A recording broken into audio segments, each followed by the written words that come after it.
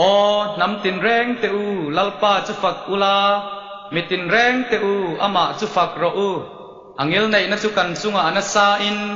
lalpa thutak chu kum khwai na om don sia lalpa chu fak ro u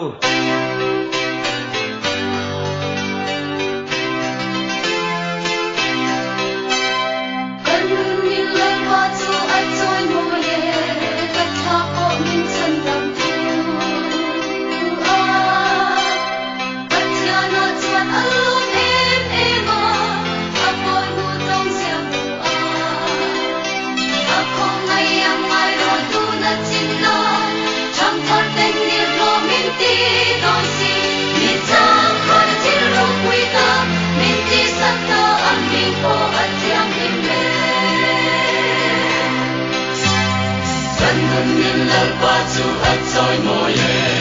at ha po min chan dam tu at ya na chuan along em ma a poi nu tong sia bu a khom mai yang mai ro tu na chin na cham thar ten nir lo min ti dong si mi sa khan te ro pui ta min ti sa ta an min ko at yang min me